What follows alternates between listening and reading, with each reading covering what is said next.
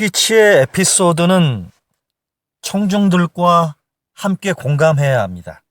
그리고 스피치를 하는 스피커가 하는 에피소드의 내용 속의 주인공은 분명히 따로 있지만 청중들도 각자가 그 에피소드 속의 주인공이 돼서 함께 공감을 해야 합니다. 그리고 그 이야기가 무엇인지 공감하면서 생각할 수 있어야 합니다. 이번에는 젊은 여성들에게 일과 가정의 양립 문제에 대해 이야기한다고 생각해 보겠습니다. 아이 키우면서 일한다는 게 정말 힘드시죠? 아마 남자들보다 20배 이상은 더 힘들 겁니다. 그러나 일하면서 아이를 키우는 일이 얼마나 의미 있는 삶인지 다시금 생각해 볼 필요가 있어요.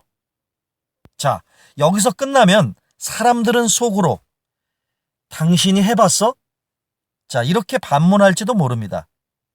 그렇다고 청중들이 얘기하는 반응에 스피커가 제가 해봤는데 괜찮더라고요.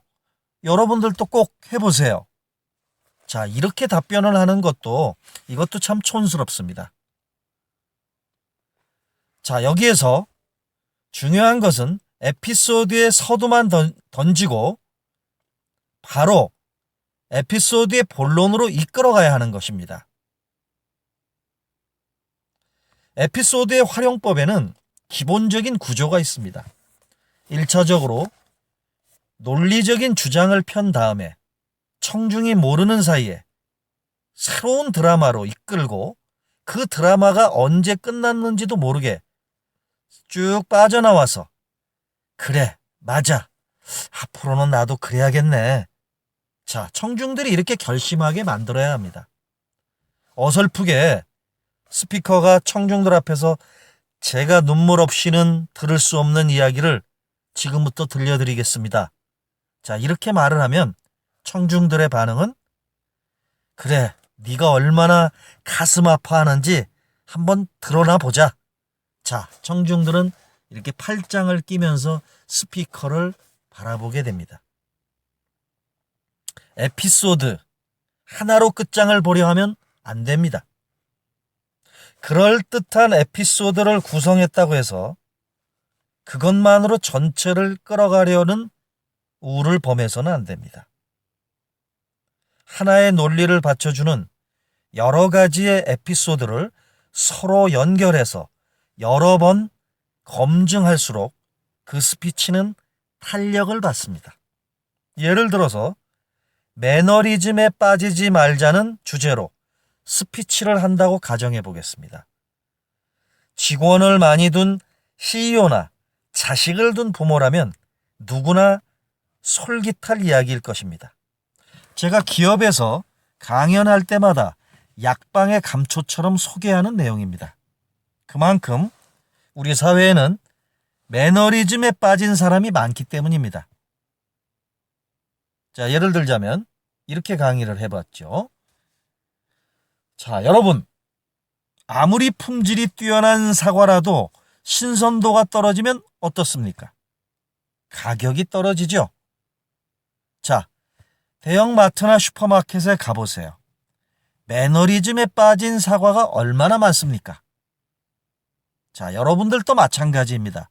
신선도를 잘 유지한 상태에서 자신의 능력을 키워야지 제대로 여러분들의 가치를 인정받을 수 있습니다. 여러분들, 항상 초심을 유지해야 합니다. 네, 이렇게 서두를 뗀 뒤에 바로 구체적인 에피소드 내용으로 들어가는 겁니다. 에피소드의 본론으로 들어가는 것이죠. 주제를 뒷받침하는 여러 가지의 에피소드를 자연스럽게 배치하는 게 핵심 포인트입니다. 예를 하나 더 들어드리겠습니다. 고속버스 터미널에서 매표소 직원들의 말을 잘 생각해 보세요. 감사합니다라는 말을 하는 건지 마는 건지 그저 샤샤거리는 소리만 들리지 않습니까? 일한 지 3개월 된 분들도 마치 3년 된 것처럼 말을 할 때 답변하는 걸 보면 샤샤샤샤샤 샤샤 소리만 냅니다. 어찌 고속버스 터미널만 그렇습니까? 예전에는 은행도 그랬습니다. 제가 15년 전에 은행에 대출 때문에 전화를 했는데 은행 직원이 하도 샤샤샤샤 해서 그 말이 도대체 무슨 말인지 도무지 알아듣지를 못했습니다. 그러다 대출계로 전화가 넘어갔는데 그때는 어떤 여자가 낭낭한 목소리로 네 감사합니다. 이 아무개 대리입니다. 자 이렇게 전화를 받는 겁니다. 그 또렷한 목소리에 저는 감동했습니다. 대출 자격을 확인하기 위해서 통장 번호를 불러달라고 했습니다. 그런데 제 통장이 어디 가고 안 보이지 않습니까? 저는 당황해서 통장이 지금 없다고 하니까 그 은행 담당 직원분은 상냥한 목소리로 이렇게 얘기했습니다. 아, 고객님, 대신 주민등록번호를 말씀해 주셔도 됩니다. 이렇게 하더군요. 다른 분들은 그런 경우에 짜증을 내면서 원래는 안 되는데 이번만 해드릴 테니 주민번호 부르세요. 이랬었거든요. 나중에는 대출 자격이 된다면서 지금 필기 준비가 되셨습니까? 준비할 것은 인감도장, 주민등록등본, 통장입니다. 자, 이렇게 친절하게 말하는데 저는 속으로 놀랬습니다.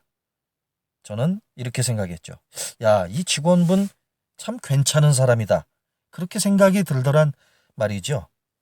참 괜찮은 사람이다 싶더라고요. 보통은 기다려달라고 외치면서 허겁지겁 받아 적거나 무슨 소리인지 몰라서 포기하고 끄는 경우가 많았었습니다. 이런 매너리즘에 빠진 직원들이 또 어디에 있을까요? 네, 병원입니다. 10년 된 간호사 엄청 무섭습니다. 환자는 벌벌 떨면서 말합니다. 자궁암인 것 같아 조직 검사를 받으러 왔는데요. 그럼 간호사가 뭐라고 하는지 아십니까? 다들 그래서 오신 거니까 진찰권 놓고 저기 가서 줄을 서십시오. 이렇게 얘기들 하시죠.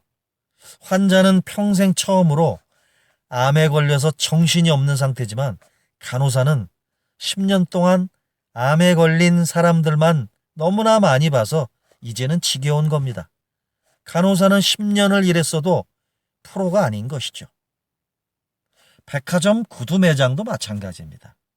이거 얼마예요? 이렇게 물어볼 때 직원분이 뛰어오면 입사 3개월 미만이고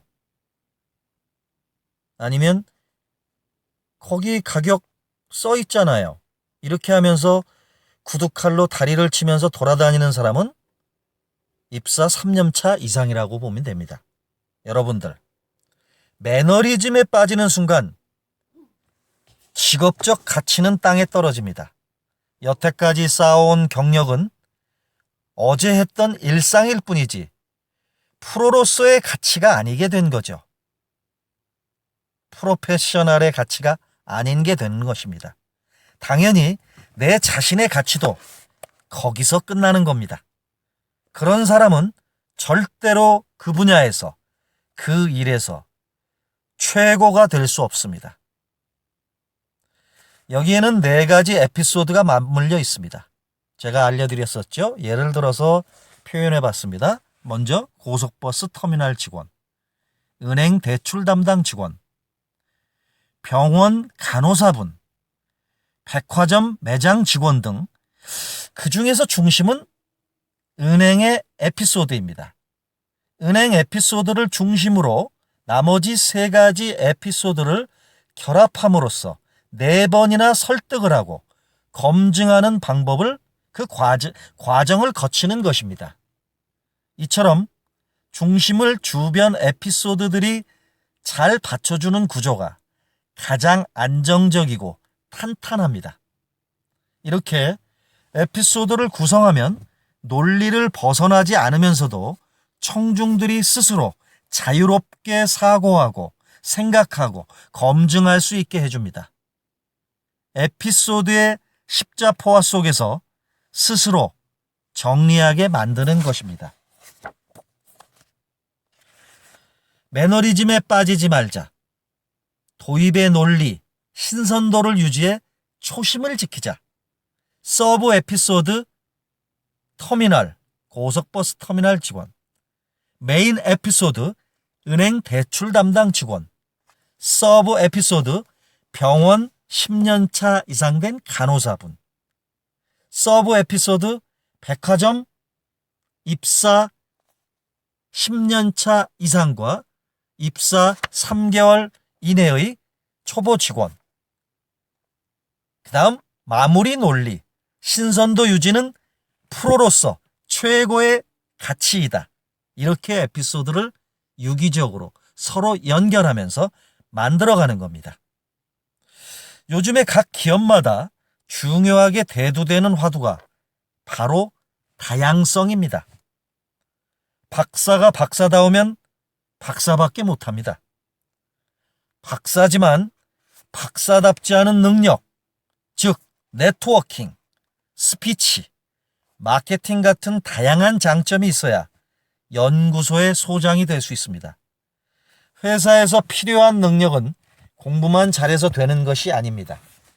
다양한 능력과 세상 전체를 넓게 볼 수 있는 그런 눈이 있어야 성공할 수 있습니다. 다양성은 성별에서도 예외가 아닙니다. 남자가 남자답기만 하면 험한 세상을 헤쳐나가기 힘듭니다. 남성과 여성을 아우르는, 모두 아우르는 그런 리더십, 즉 양성성을 가져야 합니다. 이런 이야기를 할 때 스피커는 청중을 어떻게 설득해야 할까 생각해 봐야 합니다. 남자와 여자는 다릅니다. 틀리다고 해서 잘못 이해하시면 큰일 납니다. 남녀의 다름을 이해만 할 것이 아니라 직접 관리가 가능해야 남성에게도 여성에게도 인기 있는 상사가 될 수 있고 직장에서도 성공할 수가 있습니다. 자, 이 부분은 주장일 뿐입니다. 앞에서 화두를 던지면 일상에서 늘 벌어지는 에피소드로 바로 이해시켜야 합니다. 남자들은 직장 생활을 하다 갈등이 생기면 이렇게 하죠. 야, 인마, 오늘 술이나 한잔 하자. 자, 이렇게 하면 다 끝납니다. 이 이야기만 들어도 반은 풀린 겁니다. 폭탄주로 공평하게 죽고 다음날 서로 잘 들어갔는지 물으면서 뜨거운 전우회를 다지면 바로 형님 아우가 됩니다. 술로 모든 상처를 소독을 하는 거죠. 남자들은 이렇게 문제를 푸는데 익숙합니다. 그런데 여자 직원은 남자 상사에게 술 한잔 하자 말을 들으면 벌써부터 만나서 이런 이야기를 해야지라고 생각을 합니다. 한 명은 술 마시러 간 거고 한 명은 이야기를 하러 간 것입니다. 같이 실컷 술을 마시고 내일부터 일을 잘 하자고 그렇게 헤어졌는데 다음날 여자 직원이 와서 다시 시작을 합니다. 부장님, 제가 어제 너무 취해서 말씀을 제대로 못 드렸는데요. 상사는 괜히 술값만 날리게 된 것입니다. 이런 분들이 결국 여자들은 역시 조직 생활에 잘 안 맞아 이렇게까지 생각하게 됩니다. 틀린 게 아니라 다를 뿐인데 말입니다. 제가 잘 아는 이사님이 CJ에 있습니다. 그분이 처음 입사했을 때부터 남자들하고만 일했다고 합니다. 그런데 엔터테인먼트 사업을 맡게 되면서 마케팅 부서의 태반이 여자들로 바뀐 겁니다. 처음엔 여자들과의 갈등을 어떻게 풀어야 할지, 임신한 여자 직원에게 어떻게 일을 시켜야 할지 잘 몰랐다고 합니다. 그러다가 자꾸 서로 부딪히면서 여자 직원들을 다루는 기술이 엄청 늘기 시작했습니다. 여자들은 남자들처럼 술값도 많이 안 들었다고 합니다. 커피 한 잔 시켜놓고 대화를 하니까 잘 되더라는 것입니다.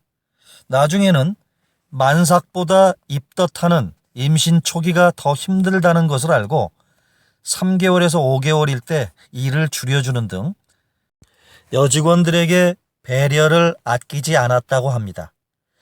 결국 그분 팀은 회사 내에서 가장 높은 성과를 쌓았고 그분은 현재 대기업의 임원으로서 승승장구하고 있습니다. 그분은 여자에 대한 심리를 잘 알아서 성공한 케이스입니다. 그분은 남자 직원 다루는 방법도 잘 알고 여자 직원도 아주 잘 알고 있죠. 게다가 요새 들어오는 젊은 남자 직원들은 가볍게 병맥주나 커피 한잔 하면서 서로 함께 마시면서 이야기하는 것을 더 좋아하는 등 여자 직원들과 속성이 비슷해지고 있다고 합니다. 그러다 보니 그분은 이제는 어떤 다양한 인재가 들어와도 문제가 없다고 합니다. 반면 이사님과 비슷한 연배의 친구분들 중에는 아직도 여자 직원들에게 적응 못하는 경우가 수두룩하다고 합니다. 결국 자기 세대와만 거래할 수밖에 없는 것이죠. 여러분, 요즘에 인재가 얼마나 다양해지고 있습니까? 갑자기 외국에서 들어온 직원도 있고 27살 힙합 세대 직원도 들어옵니다. 이런 직원들을 어떻게 다뤄야 할지 배우는 것은 선택이 아닌 생존의 전략입니다. 따라서 요새 직장인들은 다양성을 갖는 일에 집중을 해야 합니다. 여기서 메인 에피소드로 남녀의 갈등 해결 방법의 차이를 이야기했었고 서브로 CJ 이사분의 사례를 다시 한번 검증해 주었습니다. 어떤 스피치는 메인 에피소드 하나로 해결이 안 됩니다. 특히 오래된 고정관념을 깨야 할 때나 청중이 아주 고집스러울 때처럼 한 번에 설득하기 힘들 때는 서브 에피소드를 2개에서 3개 정도 보조적으로 넣어주는 것이 아주 좋습니다. 청중이 자신의 경험을 대입할 수 있는 상황이 많아지니까 설득의 통로도 그만큼 다양해지는 것입니다. 에피소드를 여러 개 던지면 그 중에 하나는 걸려서 뚫리게 되어 있습니다. 에피소드는 낮은 곳으로 흘러야 합니다. 버락 오바마 대통령의 스피치가 사람들의 심금을 울린 건 그 속에 에피소드가 있었기 때문입니다. 저는 지금까지 살면서 대통령 수락연설에 에피소드가 들어간 걸 본 기억이 없습니다. 대개 측근을 비롯한 국민 여러분에게 감사 인사를 전하고 앞으로 이렇게 일하겠다는 내용을 말하는 게 전부였습니다. 물론 그도 큰 틀에서는 다르지 않았습니다. 그러나 그는 짧은 감사 인사를 할 때조차도 에피소드 기법을 이용했습니다. 예를 들면 감사의 인사 앞에 형용사구를 붙이는 식입니다. 오바마 대통령의 연설 중에서 제가 인용을 하겠습니다. 매일 델라웨어에서 기차로 출퇴근하며 부통령 후보로 열심히 뛴 조 바이든 부통령 당선자에게도 감사의 마음을 전합니다. 저의 친구이자 16년 동안 저를 도와준 동지이자 우리 가족의 어머니이자 사랑인 퍼스트레이디 미셸 오바마가 없었다면 저는 오늘 이 자리에 없었을 것입니다. 네, 그가 한 스피치의 백미에는 106세의 쿠퍼 할머니에 관한 내용입니다. 그는 미국의 현재와 미래에 관한 이야기를 하다가 갑자기 드라마를 쓰기 시작했습니다. 저는 여러 세대에 걸쳐 우리 가슴 속에 남아있는 한 여성을 기억합니다. 106세의 그 여성은 노예로 태어나 차도 없었고 비행기도 없었던 그런 시절에 미국에서 살았습니다. 그 여성은 흑인이란 이유로, 여성이란 이유로 제대로 대접받지 못하고 살았습니다. 네, 오바마 대통령은 쿠퍼 할머니의 눈으로 바라본 미국의 역사를 에피소드로 소개하면서 자신이 하고 싶은 말은 모두 다 했습니다. 또 늙고 가난한 할머니에게 존경심을 표함으로써 자신의 품격도 올렸습니다. 네, 논리는 사람들의 머릿속에 있습니다. 청중은 겸손하고 시선을 낮춘 에피소드가 전개될 때 감동을 합니다. KBS의 인간극장이나 스타 다큐멘터리를 유심히 보십시오. 어떻습니까? 카메라 속에 등장하는 사람들은 얼마나 겸손하고 서민적입니까? 스피치든지 일상적인 대화든지 최악의 경우는 자기 자랑을 하는 경우입니다. 저 높은 곳의 이야기만 하면 결국 청중으로부터 외면당합니다.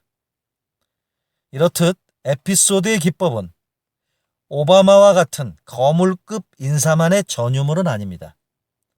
기업체 CEO나 각계각층의 리더들도 얼마든지 응용할 수 있습니다.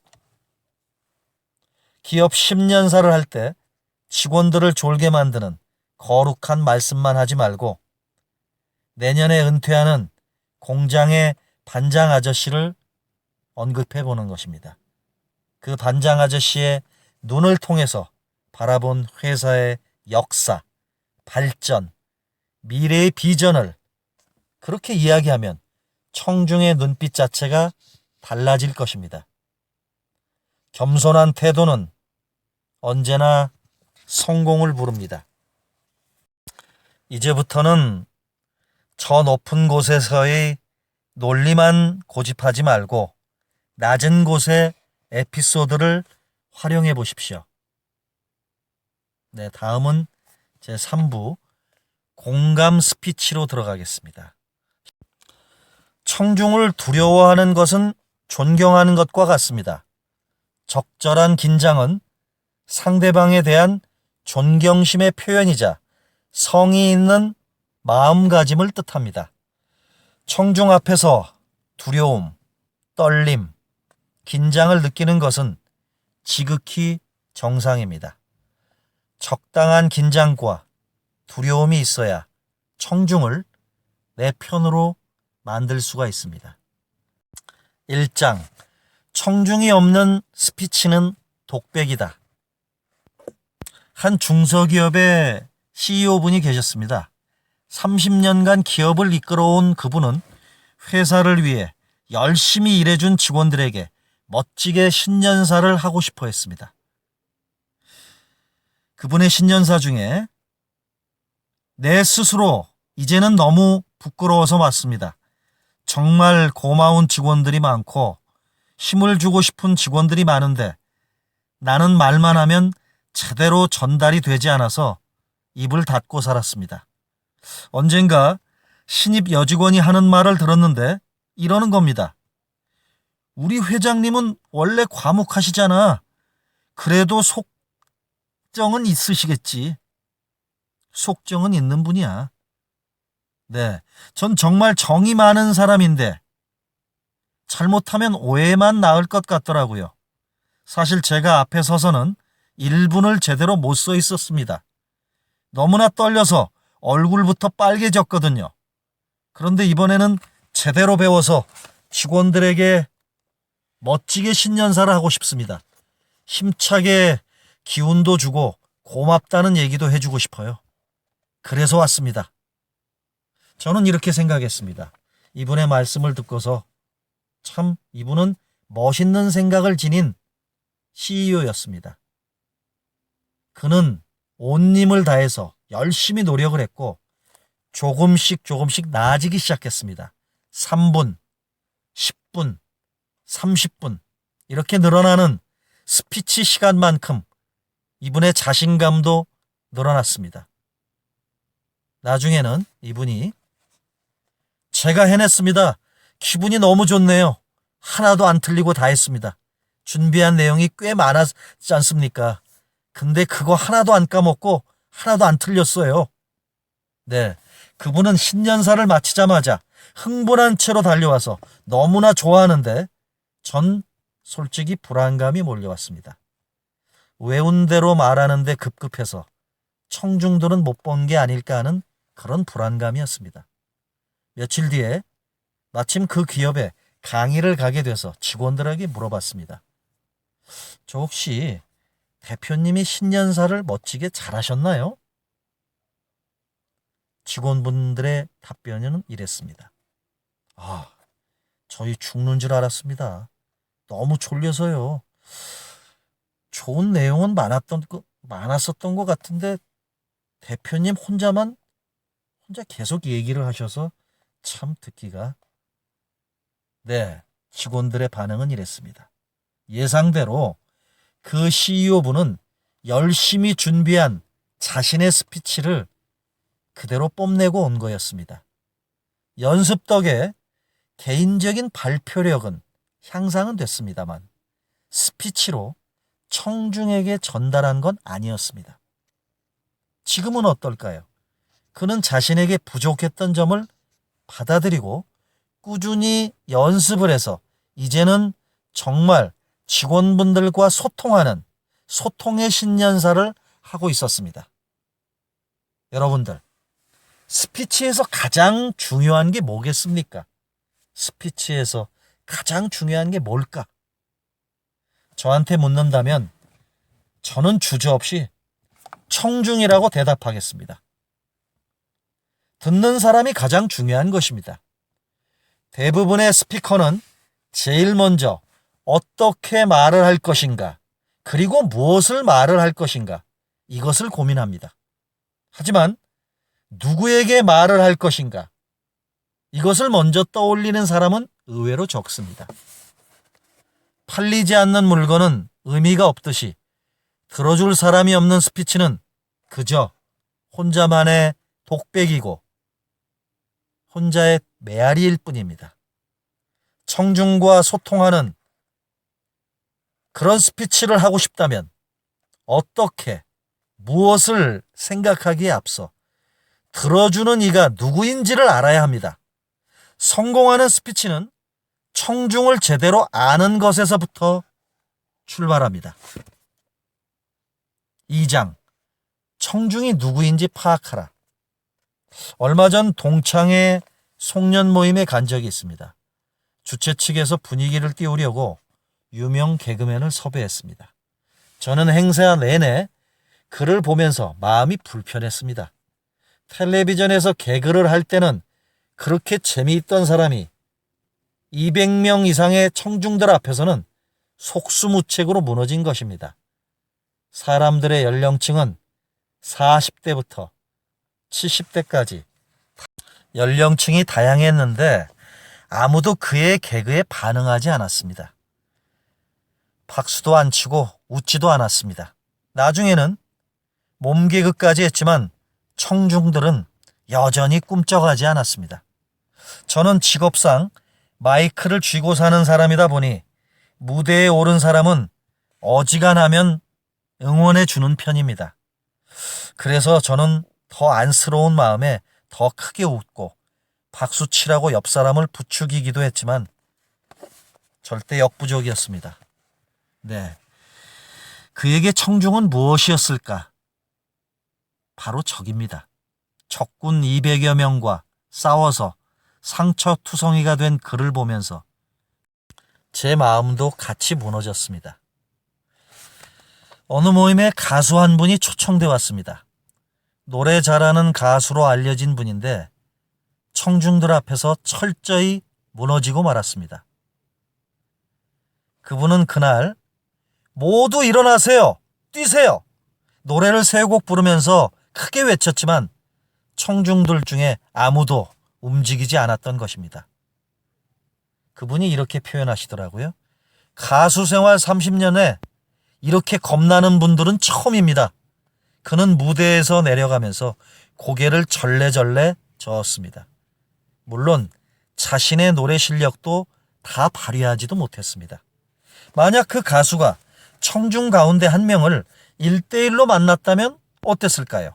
아마도 당사자는 연예인을 만났다면서 크게 환호했을 것입니다. 그러나 청중이라는 큰 집단에 속하는 순간 완전히 상황은 달라집니다.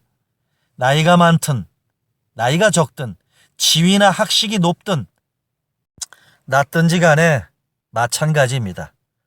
제가 그동안 만난 청중들은 대부분 다 그랬습니다. 저도 여러 번 그런 경우를 많이 겪었습니다. 제가 이 세상에서 제일 두려워하는 존재는 바로 청중들입니다. 청중을 얕봤다가는 무대 위에서 처참하게 망가집니다. 스피커는 자칫 잘못 다루면 깨지기 쉬운 가장 어려운 인간관계가 바로 청중들과의 관계라는 점을 분명히 알아야 합니다. 청중은 크게 세 가지 속성을 갖고 있습니다. 방어적이고 보수적이며 쉽게 집단화되는 속성입니다. 언뜻 보면 비슷해 보이지만 미묘하게 다른 속성을 가지고 있습니다. 청중은 스피커가 쉬운 질문 하나를 하더라도 공격받는 것처럼 느낄 수 있습니다. 그래서 청중은 자신도 모르게 방어적으로 공격을 막을 준비를 하면서 마음의 문을 잘 열지 않습니다. 또 청중은 쉽게 변하려 하지 않습니다. 자신이 그동안 지닌 경험과 지식의 데이터 안에서 스피커의 말을 판단합니다. 그래서 스피커는 청중의 동의를 구하기가 참 어렵습니다. 마지막으로 1대1 관계 속에서는 개인의 속성을 드러내면서 누구보다 천사표지만 청중이라는 이름으로 집단 속에 앉게 되면 아주 무서운 공격 집단으로 바뀌게 됩니다. 청중은 방어적이다. 방어적인 청중은 쉽게 마음의 문을 열지 않습니다. 누가 단상에 올라가든 네가 얼마나 잘하는지 한번 보자, 이렇게 생각하고 판단하는 분들이 많습니다. 청중은 내가 박수치나 봐라, 웃나 봐라, 내가 당신한테 공감을 해줄 줄 알고, 이런 생각을 하면서 이런 표정으로 앉아 있습니다. 스피커는 콘텐츠를 말하기 전에 청중과 보이지 않는 정서적인 싸움에서 이겨야 합니다. 청중이 방어적이든지 공격적이든지 관계없이 무조건 청중들과 승부를 내야 합니다.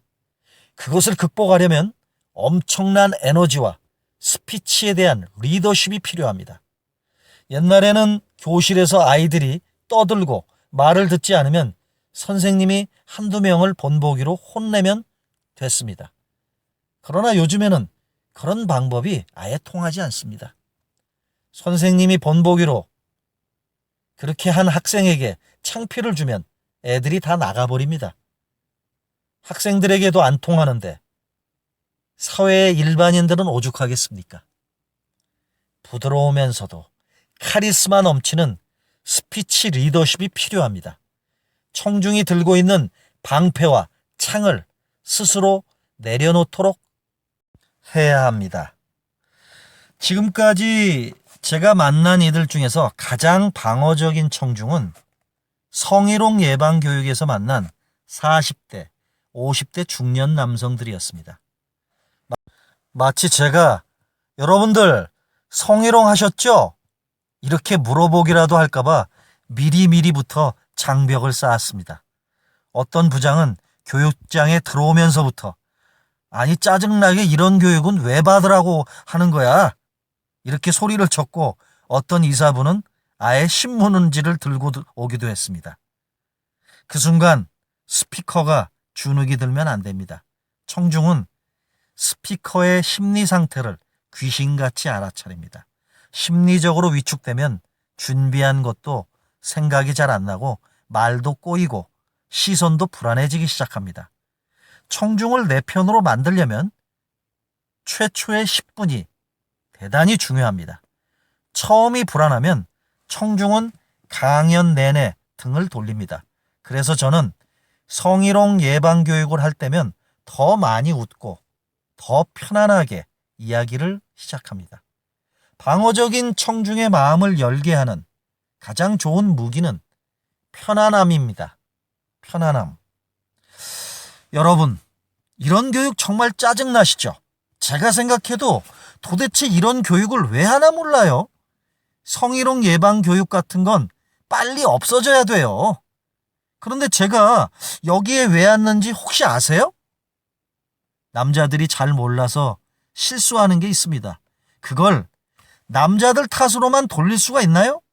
한국 사회에서 수십 년 살면서 남자들이 어떤 문화에 노출됐는지를 그것부터 생각해 봐야 합니다. 제가 얼마 전 부산에 2박 3일 교육을 갔다 왔어요.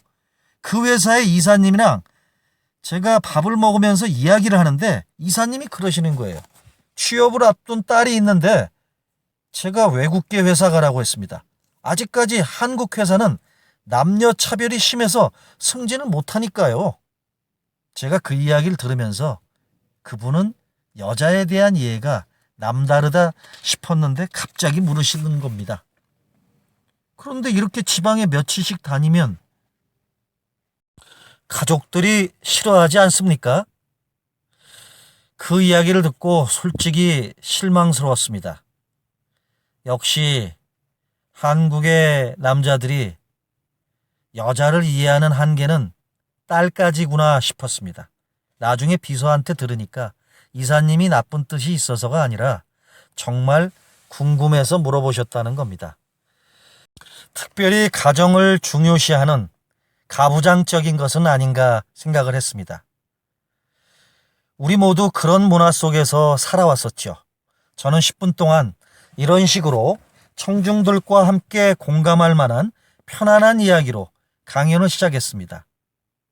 이어서 다음과 같이 말했습니다. 여러분들 잘못은 없습니다. 한국적인 문화 속에서 여자 직원에게 술을 따르라고 하고 분루술을 추자고 하는 건 자연스러운 일이었으니까요. 그렇게 한국의 성희롱 환경에 수십 년간 노출되어 왔으니 이것이 성희롱인지 아닌지 구분 못하는 단계에 있는 것입니다. 그렇게 일단 모든 남자들의 죄를 용서해 줬습니다. 여러분 안에는 자신도 모르는 성희롱 유전자가 있을지 모릅니다. 요즘엔 실수하면 큰일 나잖아요. 저랑 한번 공부를 해보면 점검하면서 참 좋지 않겠습니까? 이쯤 되면 청중은 심리적 방패와 창을 내려놓기 시작합니다. 무대 위에 서면 청중들의 심리 변화가 다 보입니다. 그 전까지는 어떤 이야기를 해도 통하지 않습니다. 일단 청중의 마음의 문이 열리면 다음부터는 더 이상 달래지 않습니다. 청중에게 야단칠 것은 야단치고 잘못한 건 지적합니다. 물론 야단을 칠 때도 웃으면서 해야 합니다. 정색을 하고 때리면 누구나 화를 냅니다. 수다 떨다가 옆 사람이 너무 웃긴다고 때리면 아파도 아프다고 못하듯 아픈 줄 모르고 맞았는데 지금은 아프네. 이렇게 생각하게 만들어야 합니다. 청중은 보수적입니다.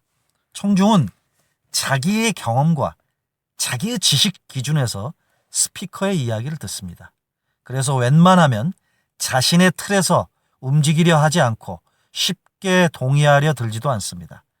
그들의 동의를 받아내는 빠른 방법은 전문성과 신뢰성을 확보하는 것입니다. 그런데 전문성에 대해서 사람들이 착각하는 게 있습니다.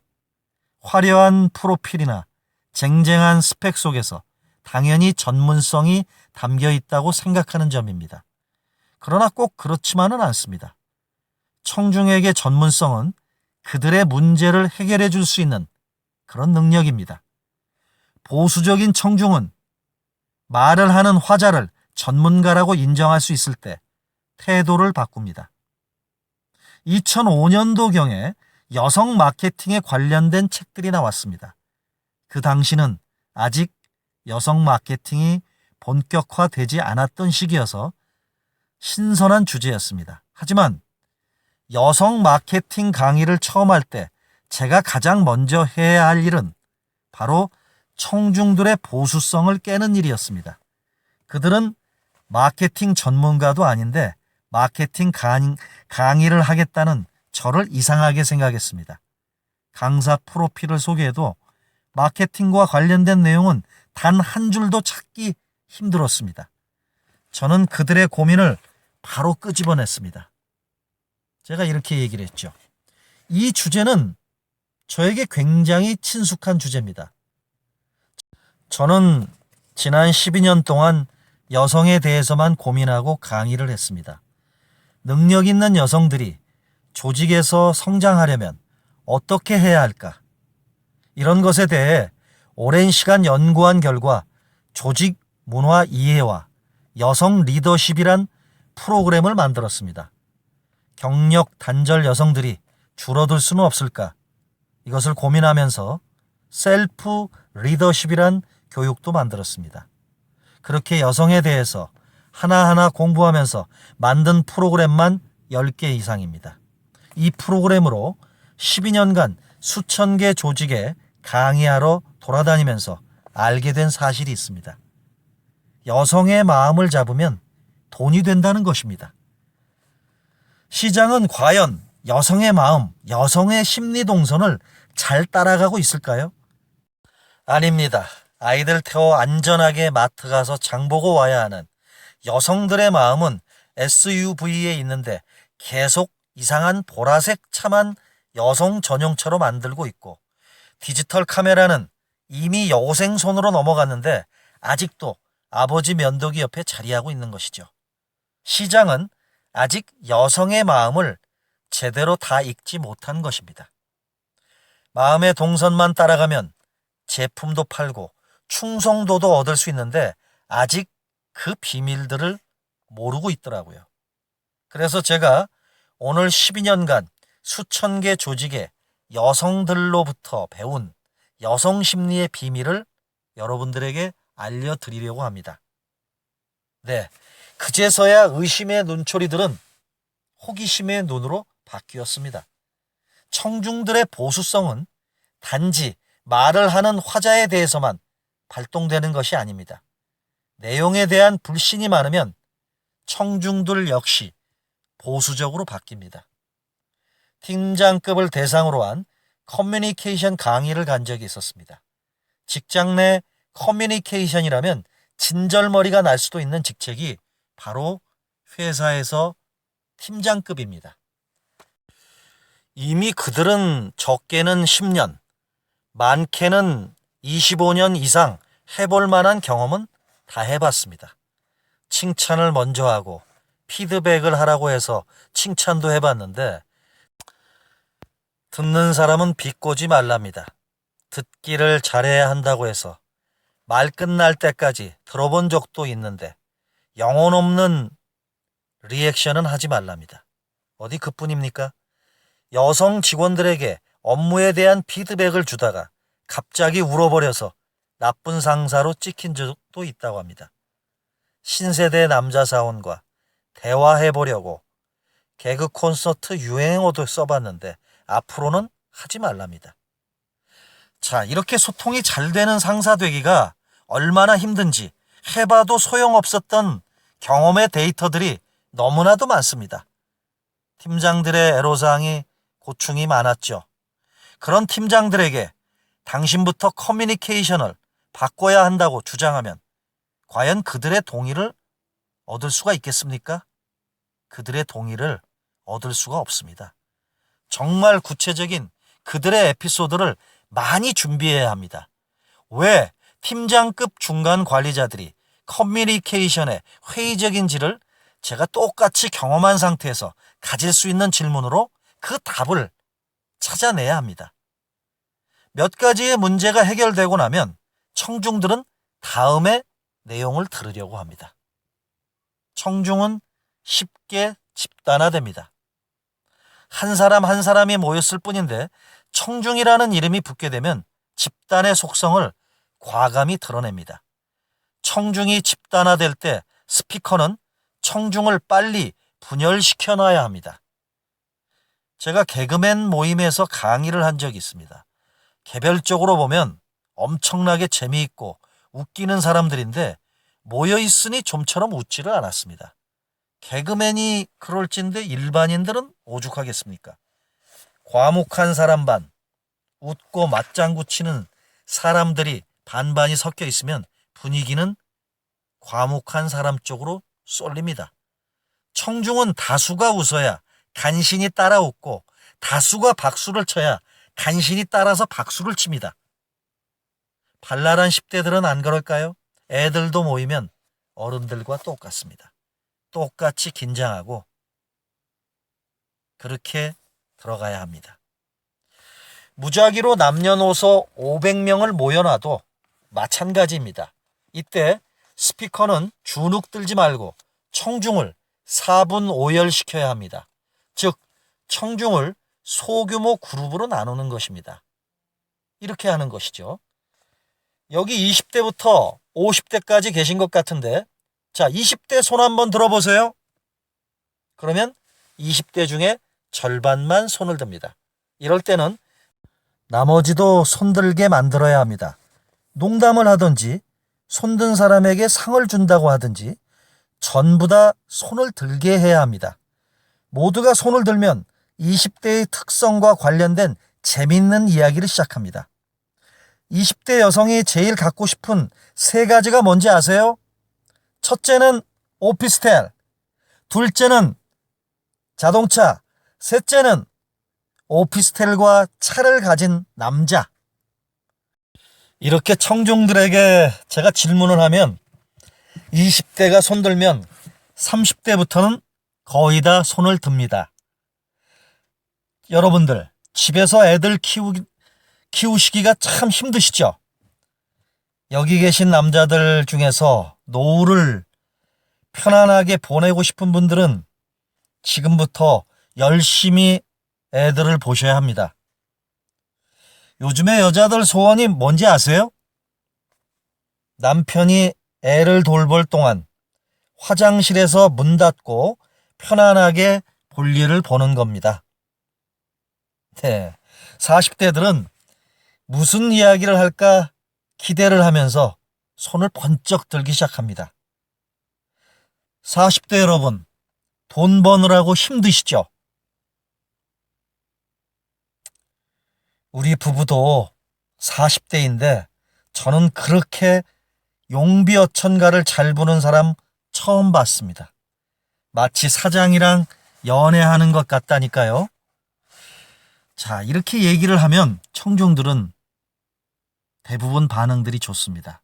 특히 40대 부장들은 자신들 이야기니까 기분 좋게 웃습니다. 50대부터는 나이도 있고 차통도 있으니 손을 잘 안 듭니다. 그때는 부드럽게 넘어가는 게 좋습니다. 이렇게 하면 좋죠. 지금까지 손 안 드신 분 지금 다 들어보세요. 손을 든 김에 우리 박수 한번 함께 쳐볼까요? 네, 그 박수는 사실상 청중들보다는 내게 치는 박수입니다. 그렇습니다.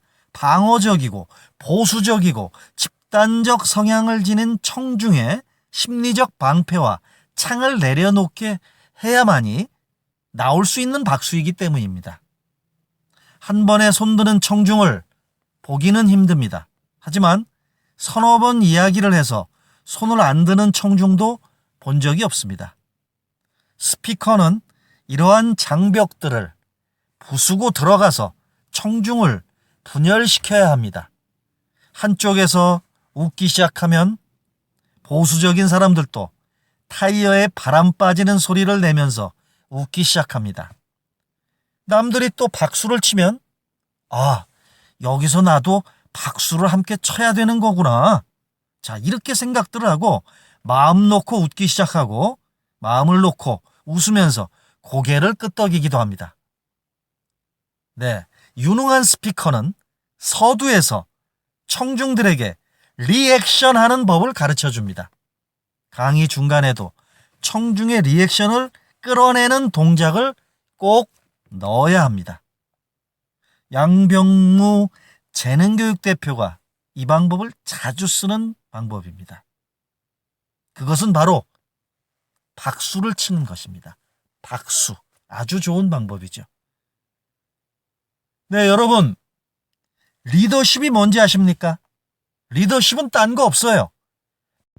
박수 받을 일을 많이 하면 되는 겁니다. 또 주변 사람들이 잘할 때 박수를 치는 게 바로 리더십입니다. 자, 여러분들 지금부터 다 함께 리더십 박수를 함께 연습해 보겠습니다. 강의 초반에 리더십 박수를 훈련시키면 나중에는 여러분들 동의하십니까? 이렇게 말하는 말에 자동적으로 박수를 칩니다.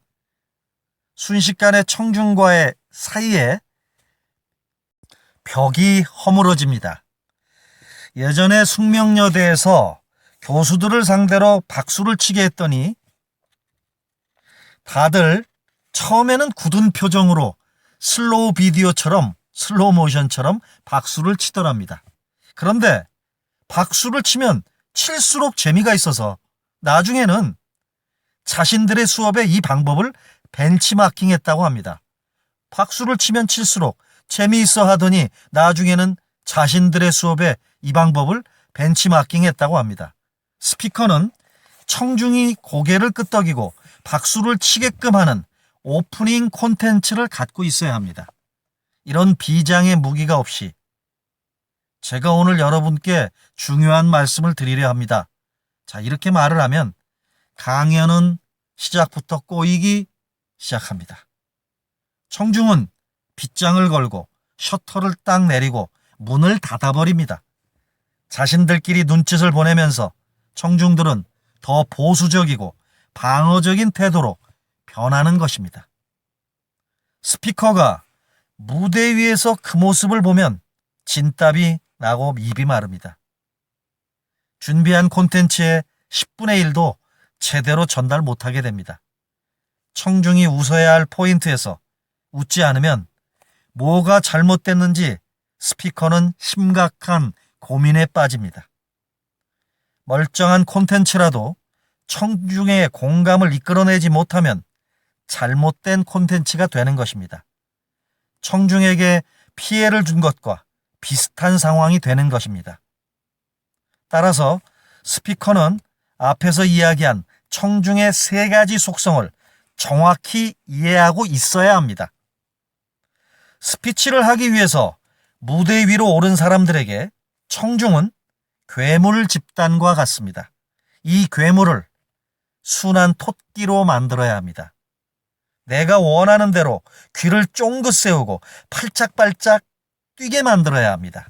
그러려면 내게도 청중이라는 괴물을 이길 수 있는 그런 괴력이 있어야만 합니다. 저는 그런 면에서 방송의 혜택을 많이 입었습니다. 그동안 방송 강의를 많이 하다 보니 청중은 제가 입을 열기 전에도 이미 무장 해제되어 있습니다. 원장님, 방송에서 본 것보다도 훨씬 좋은 모습이신데요. 훨씬 날씬하신 것 같기도 하고요. 네, 맞습니다. 맞아요.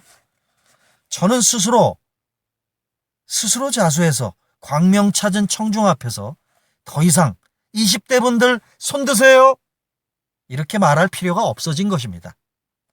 자기들끼리 강의 중간에 부스럭거리는 사람이 있으면 집단으로 눈을 흘기고 혹시라도 박수 안 치거나 안 웃는 사람이 있나 감시를 해줄 정도입니다.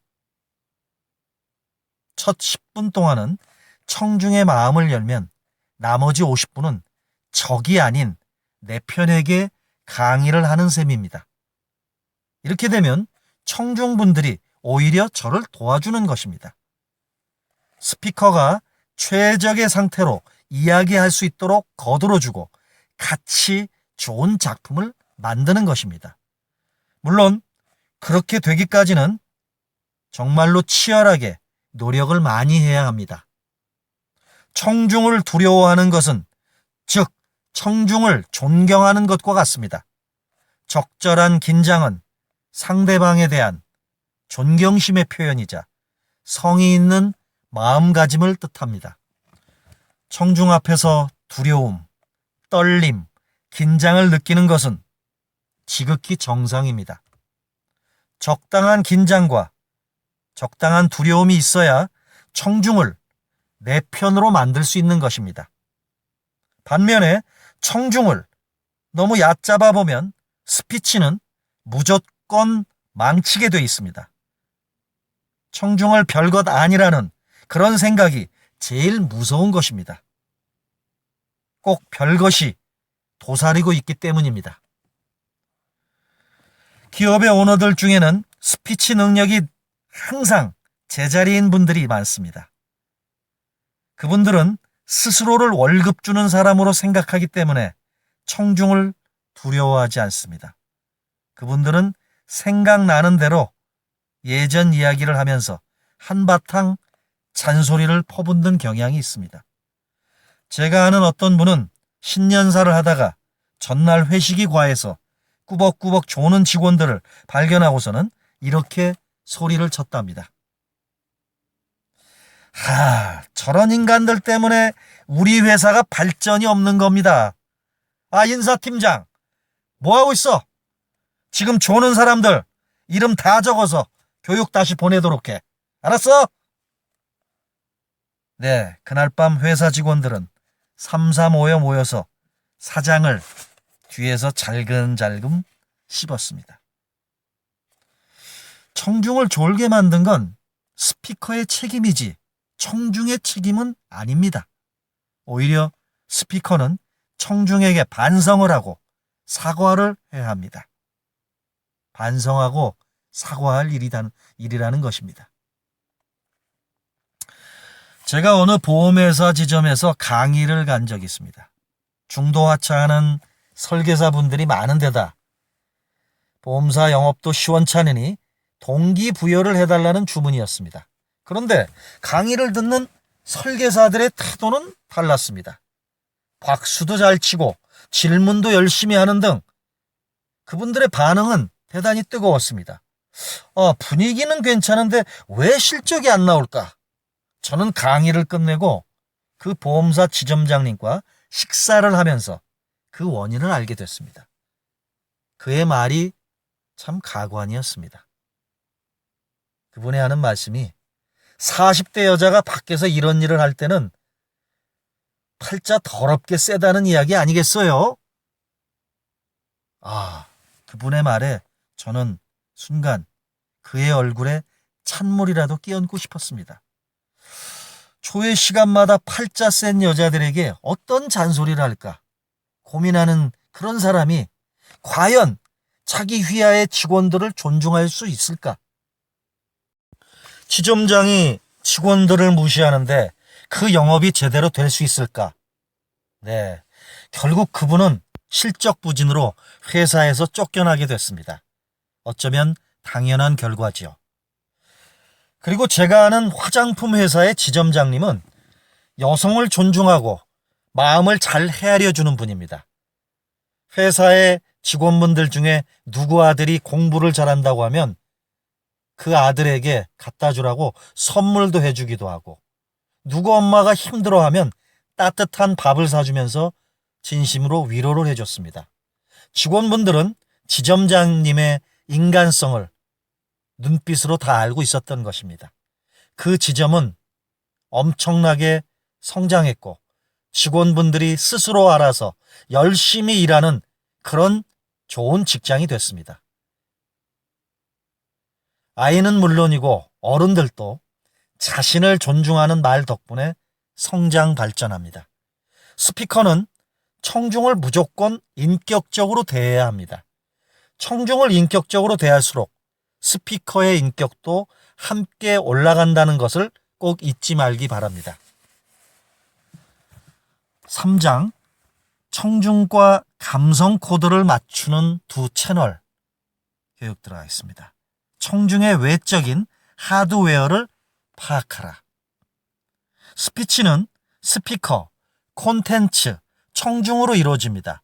청중도 엄연한 스피치를 하는 3대 요소 중 하나라는 이야기입니다. 그런데 많은 스피커들이 콘텐츠만 만들고 연단에 올라섭니다. 청중을 제대로 파악하지 않은 채 준비한 이야기만 줄줄이 늘어놓는 것입니다. 그러나 청중이 적극적으로 참여하지 않는 스피치는 무조건 실패하게 돼 있습니다. 제일 한심한 스피커는 청중의 회사 이름, 소속, 직함, 제품 이름 같은 하드웨어조차 제대로 파악하지 않는 사람입니다. 저도 그런 사람들에게 여러 번 당한 적이 있습니다. 전국 방방곡곡을 다니다 보면 사회자가 가끔 이렇게 소개를 하는 경우가 있습니다. 대한민국 최고의 강사, 이 원장님을 소개합니다. 그 이야기를 들으면서 저는 연단에 오를 때면 정말 김 빠집니다. 도대체 강연자의 이름도 모르고 소개를 할 생각을 하다니, 돈을 받는 저도 이렇게 황당한데 돈을 내고 강의를 듣는 청중분들은 오죽하겠습니까? 네, 그렇습니다. 스피치를 할 때 절대 헷갈리면 안 되는 게 바로 호칭입니다. 청중이 팀장인지 지부장인지 사장님인지 정확히 알아야 합니다. 특정 모임에 초청되면 그들 전체를 부를 수 있는 적절한 호칭을 사용해야 합니다. 정 모른다면 강의 전에 직접 물어보는 게 상책입니다. 몇 년 전 CEO 부부 모임에 젊은 연예인이 사회를 본 적이 있었습니다. 그런데 그분은 말끝마다 청중들을 향해서 아버님, 어머님 이렇게 불렀습니다. 평소에 사장님, 사모님으로 불리던 그들이 여기가 어디 경로잔치일 줄 아냐? 노골적으로 불쾌감을 표현하는 건 당연한 일입니다. 평소 잘하는 연구원 원장님도 비슷한 일로 곤욕을 치른 적이 있습니다. 보험회사, 회사마다 설계사를 지칭하는 명칭은 제각각입니다. 어떤 곳은 라이프 플래너라고 하고 LP라고 하죠. 어떤 곳은 파이낸셜 플래너, FP라고 하는 곳도 있고, 또 어떤 곳은 파이낸셜 컨설턴트라고 부르는 곳도 있습니다. FC라고도 하죠. 이처럼 보험사마다 각각 호칭이 까다로우다 보니 보통 사람들은 구분하기가 참 힘듭니다. 그 원장님도 한 보험회사의 창립 기념회에서 축사를 하다가 FC를 FP로 잘못 불렀다고 합니다. 그 순간 청중의 얼굴에 기분 나쁜 표정이 확 드러나더라고 합니다. 그가 아무리 직원들의 업적을 칭찬을 해줘도 강연장 분위기는 좀처럼 다시 살아나지 않았다고 합니다. 청중은 속으로 이런 생각들을 했을 것입니다. 우리한테 하는 말이 아니네. 강의하러 왔으면서 우리도 전혀 제대로 알지도 못하고 우리를 무시하고 찾아온 것이지.